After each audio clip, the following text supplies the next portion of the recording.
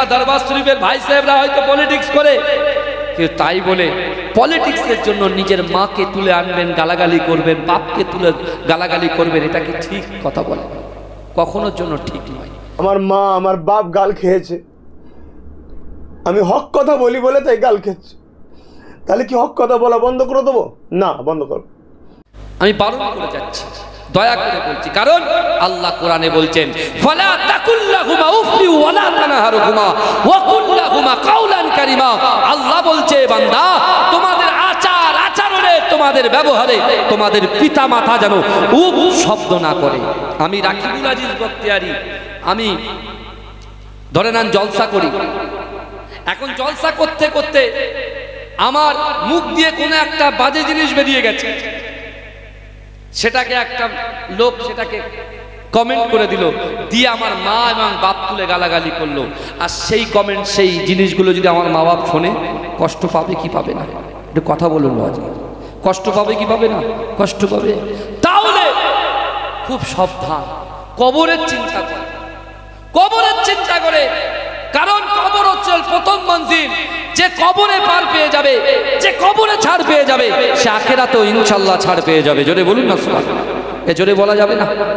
কিন্তু আমার ভাই জানেরা, এ নবী পাকের উম্মত উম্মতিরা, এ নবী দেওয়ানারা, আল্লাহর কোরআন বলছে বান্দা, ইয়া আইয়ুহাল্লাযীনা আমানুত্তাকুল্লাহ ওয়া কুনু মাআস সাদিকিন।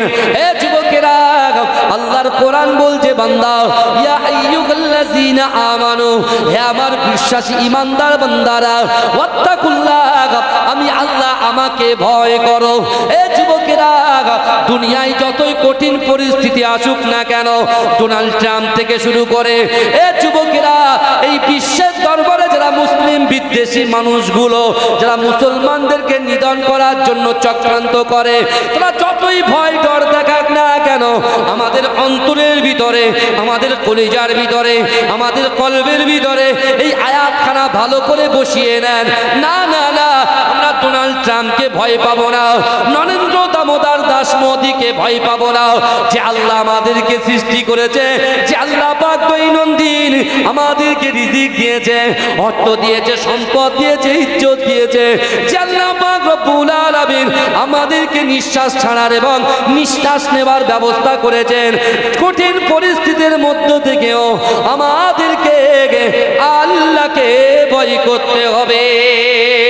এ যুবকেরা, আপনি যদি আল্লাহকে ভয় করেন, দুনিয়ার জমিনে যত বড় বড়ই সমস্যা আসুক না কেন, এ যুবকেরা, এ নবী পাকের উম্মত উম্মতিরা, নমরুদকে যখন নাস্তা নাবুদ করা হয়েছিল, নমরুদকে যখন নবী ইব্রাহিম আলাইহিস সালাতু ওয়াস সালাম নিপীড়ন করতে শুরু করলো, নমরুদকে যখন হযরত ইব্রাহিম আলাইহিস সালাতু ওয়াস সালাম তার বিরুদ্ধে যখন তিনি ইসলামটাকে বৃদ্ধি করার জন্য তিনি যখন দুর্বার গতিতে এগিয়ে যায়, নমরুদ কিন্তু ইব্রাহিমকে আগুনের মধ্যে নিক্ষেপ করে। কিন্তু এই যুবকেরা ওই ইব্রাহিম আলাইহিস সালাতু ওয়াস সালাম আগুনে যেতে কোনো ভয় পেলেন না, তিনি আগুনকে ভয় করেন না।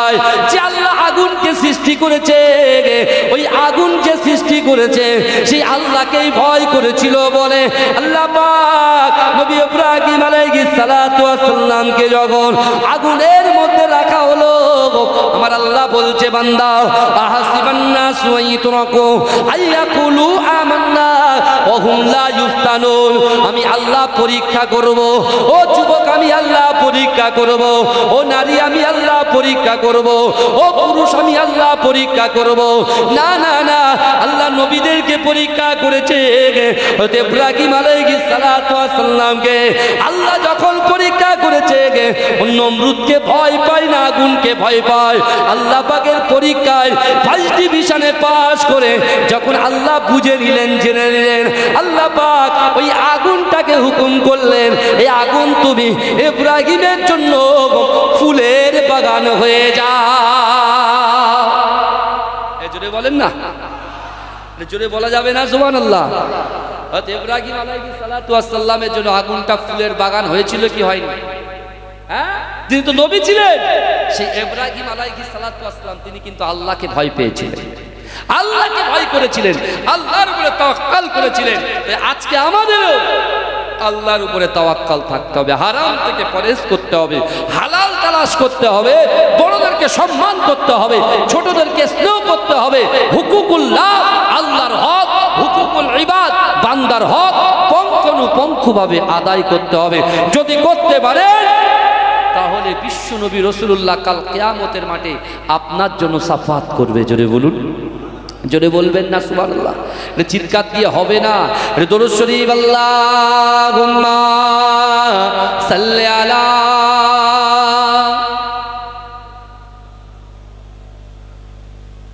মহব্বতে হবে না? জোরে জোরে চিৎকার দিয়ে পড়ে। এত সুন্দর মজলিস কায়েম করেছেন, জোরে জোরে পড়েন আল্লাহুম্মা সাল্লি আলা।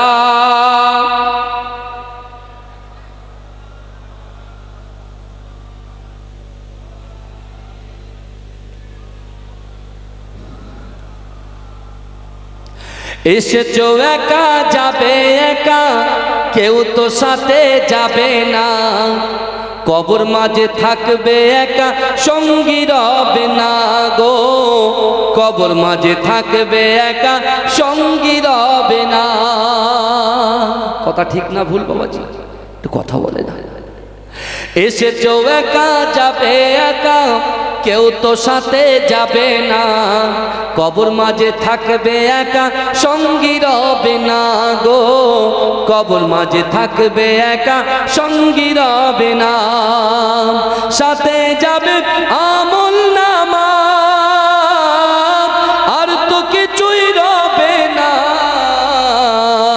গহীন গড়ে যেতে হবে ওটাই আসল ঠিকানা, কবর মাঝে থাকবে একা সঙ্গী রবে না।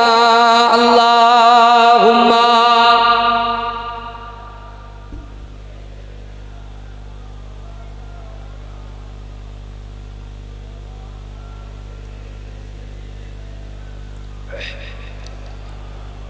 আমার বাবাজিরা ভাইরা, যে কথা আমি আপনাদের সঙ্গে বলছিলাম, তাহলে আমাকে আপনাকে আমাদিগকে রাসূলুল্লাহ সাফাত পেতে হলে প্রথম থেকে যে কথাগুলো আমি আপনাদের সম্মুখে বলে আসছি এগুলোকে ঠিকঠাকভাবে আমলে পরিণত করতে হবে।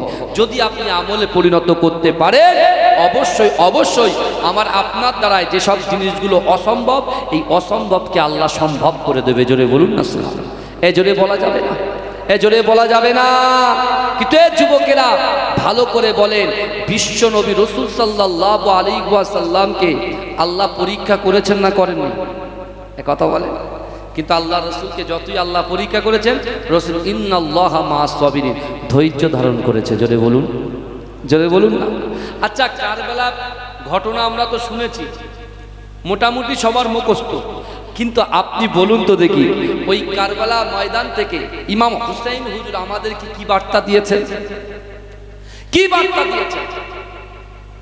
তিনি আমাদেরকে এই বার্তা দিয়েছেন যে বাতিলের বিরুদ্ধে কখনো মাথা নত করতে,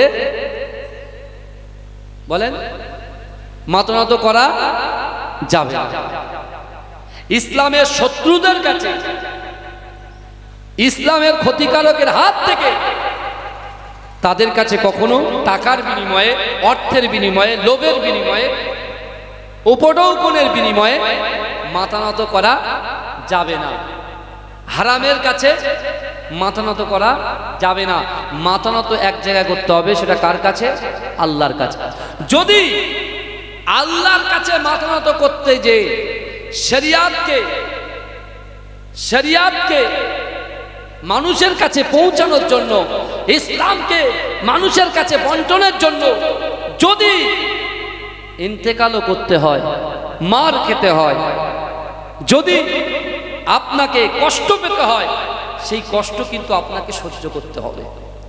ওই জন্য আল্লাহ কোরআনে বলছেন ইন্নাল্লাহা মা'আস সাবিরিন, তোমরা ধৈর্য ধরো, সবর করো। আপনি চিন্তা করুন, আপনার নিজের বাচ্চাটার গায়ে যদি একটা মশা বসে, আপনি বাপ হিসেবে সহ্য করতে পারবেন? আপনি সঙ্গে সঙ্গে কি করুন বলেন তো? মশাটাকে মারবেন। মারবেন কি মারবেন না? কথা বলেন, এই কথা বলে না। কিন্তু আমার ভাইজানেরা, এ নবী পাকের উম্মতিরা, এ নবী দেবানেরা, বিশ্ব নবী রাসূলুল্লাহ সাল্লাল্লাহু আলাইহি ওয়াসাল্লাম ইমাম হোসেন হুজুরকে কত মোহাব্বত করেছিল, কত ভালোবেসেছিল। এ যুবকেরা, রাসূল যখন বলল যে আমার হোসাইনকে মোহাব্বত করলো, আমি রাসূলুল্লাহকে মোহাব্বত করলো, এ যুবকেরা, এ নবী পাকের উম্মতিরা, আল্লাহ পাক আলে বাইতের কত সম্মানকে উচ্চ করেছে। আল্লাহ পাক আলে বাইতকে তার উচ্চ সম্মান, তাদের সম্মানকে কত উচ্চ মাকাম দিয়েছে। এ যুবকেরা, মুসলিম জানে দ্বিতীয় খলিফা আমিরুল মুমিনিন হযরত ওমর ফারুক রাদিয়াল্লাহু তাআলা আনহু তিনি খলিফা হলেন। ও যুবকেরা, তিনি যখন খলিফা হয়েছিলেন, ইমাম হোসেন হুজুরের বয়স তখন 13 বছর। কত বছর বললাম? 13 বছর বয়স। ভাই 13 বছরের যুবকেরা বিকাল হলে তারা একটু খেলাধুলা করে, এই কথা বলেন, রাস্তার ধারে আড্ডা মারে না? হ্যাঁ, গল্প করে, সব বন্ধুর সঙ্গে গল্প করে। এই আমি যখন এদিক দিয়ে যাই, এটা তো আমার দুলা ভাইয়ের বাড়িতে এলাকার দেশ, বুঝলেন না? এই আপনার পাকা পোলে যে কাঠের মিলটা আছে, বুঝলেন, ওটা আমার দুলা ভাই, বুঝতে পেরেছেন? উনি ওই ব্যবসাটা করেন, মৌলানা মাহফুজুর রহমান সাহেব, বুঝতে পেরেছেন? আমার দুলা ভাই হয়। কিন্তু আমার বাবাজিরা ভালো করে যখন যায়, তখন দেখি এখানে ছেলেরা কিছু গল্প করে, বুঝতে পেরেছেন? গল্প করে। তা ইমাম হোসাইন হুজুর বাড়িতে আছেন, শুনছেন তো আপনারা? কারোর কোনো অসুবিধা হচ্ছে না তো? তাকবীর দেন তো দেখি, নারে তাকবীর। ভাঙড়ের মানুষের এই আওয়াজ, এ তো আমার বিশ্বাস হয় না। হ্যাঁ, সারা ওয়ার্ল্ডে তাদের নাম বিশাল, মাশাআল্লাহ, আরো নাম হোক, আরো নাম হোক। কিন্তু বাবাজি, শরিয়াতের বিষয়ে একটু শক্ত হতে হবে। আর একটু জোরে দেন না নারে তাকবীর, আর জোরে দেন নারে তাকবীর। মাসলাকে মুজাদ্দিদ জাওয়ান বলুন জিন্দাবাদ, মাঝরাইট পিটাঙ্গা দরবার শরীফ বলুন জিন্দাবাদ, নারে তাকবীর, নারে তাকবীর। এই অসুবিধা হচ্ছে না তো? এই কারোর অসুবিধা হচ্ছে না তো? এরা বলছে ওরে ভূমি গয়লটা কখন বলবে, আর ইউটিউবাররা ভাবছে হুজুর এ গয়ল বলবেন না, বুঝাচ্ছে না? অনেক ব্যাপার আছে। ইমাম হোসেন হুজুরের বয়স কত বললাম? 13 বছর। এই দেখেন, অহংকার, অহমিকা, রিয়া, তাকাব্বুরি কারোর অন্তরের ভিতরে যদি থাকে, আপনার পীরের আওলাদ হিসেবে বলছি, ওগুলোকে ডিলিট করেন। যেন আমরা পিকচারগুলো ডিলিট করে দেখেছেন, আবার রিসেন্ট প্রিন্ট থেকেও ডিলিট করি, বুঝতে পেরেছেন না? আমি মুখ থেকে ডিলিট করছি যে হুজুর আমি ডিলিট করে দিলাম, কিন্তু অন্তরে সেটাকে সেভ করে রেখেছি, বুঝলে না? আমার যুবকেরা যারা গ্যালার পিকচার দেখে, ভিডিও দেখে, ওরা খুব স্মার্ট। ওরা কি করে জানে? মোবাইল কারোর হাতে যদি চলে যায় মুশকিল হয়ে যাবে, ওরা কি করে? ডিলিট করে, পিকচারটা ডিলিট করে, আবার ডিলিট করে ওরা রিসেন্ট ফিড থেকেও ডিলিট করে, বুঝতে পারছে না? আমাদের হিংসা আছে, মুখে হিংসাটা বাদ দিচ্ছে, ওটা লোক দেখানো, কিন্তু অন্তরে গিজ গিজ গিজ গিজ করছে। এ কথা বুঝছেন না? কথা বুঝছেন কি বুঝেন না? কথা বলেন বাবা। আল্লাহ কিন্তু সবই অবগত। আগামী 5 বছর, 10 বছর, 20 বছর, 20 বছর আপনি কি করবেন, যে কে কত টাকার সম্পত্তি পাবে, বুঝতে পেরেছেন? হক ফুরফুরা যে চ্যানেলওয়ালা, সে কত টাকার সম্পত্তি তার মালিক হবে, আল্লাহ সব জানে, বুঝাচ্ছে না? আমি রাকিবুল আজিজ কি করব, কোথায় পড়ে থাকবো, সবকে জানে, আল্লাহ জানে। তাহলে আপনি কিন্তু আল্লাহর কাছে ধরা পড়ে যাচ্ছে। আর বিচার করবে কে? ডোনাল্ড ট্রাম্প বিচার করবে নাকি? এ কথা বলে না? এক ইরান বুঝিয়ে দিয়েছে যে যারা সত্যিকারের কালেমা পড়নেওয়ালা, যাদের কলিজার ভিতরে আল্লাহর ভয় আছে, রাসূলুল্লাহর মহব্বত আছে, সে একাই কিন্তু শের দেখিয়ে দিয়েছে সারা বিশ্বকে। জোরে বলুন না সুবহানাল্লাহ। আমরা তো মুসলমানকে ডিভাইডেড করে দিচ্ছি, বিচ্ছিন্ন করে দিচ্ছি, বন্ধুর সঙ্গে ঝগড়া লাগিয়ে দিচ্ছি। হ্যাঁ, যেদিনকে মুসলমান একে অপরের হাত যখন পড়বে না, মুসলমান কিন্তু কখনো শরিয়াত বিরোধী কাজ করে না। রাসূল বলেছেন, দেশকে ভালোবাসা ঈমানের অঙ্গ। জোরে বলুন, জোরে বলবেন না? আমরা ভারতবর্ষকে ভালোবাসি। এই আজকে অন্য স্টেটে আমার বাংলার যুবকগুলো অক্লান্ত পরিশ্রম করে তাদের বাচ্চা ছেলেগুলোকে রেখে বিহার বলেন, উড়িষ্যা বলেন, আদার্স স্টেটে তারা গিয়ে কাজ করে, বুঝলেন না? পেটের জন্য কাজ করে। আর যারা অশুভ শক্তি বাংলা বলার জন্য তাদেরকে কি করে, ধরে লাঞ্ছিত করে, অপমান করে, মারধর করে, এমনকি হত্যাও করে। এটা কি আমাদের দেশের সংবিধান কি এটা পারমিট করেছে? কথা বলেন না, পারমিশন দিয়েছে? দেশ বিরোধী কাজ করলে তাকে কি আইনি শাস্তি দেয়। আইন নিজের হাতে তুলে নেবেন না, সবাইকে বলছে আইনকেও নিজের হাতে তুলে নেবেন না, আইনকে সম্মান করবেন, রেসপেক্ট করবেন।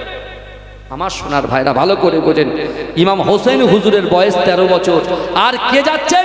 আমিরুল মুমিনিন হয়তো ওমর ফারুক রাদিয়াল্লাহু তাআলা আনহু, তিনি রাস্তা দিয়ে হেঁটে হেঁটে যাচ্ছেন। আমরা তো জানি ওমর হুজুর যে রাস্তা দিয়ে হেঁটে হেঁটে যেত, মানুষ তো দূরের কথা, শয়তান পর্যন্ত পালাতো।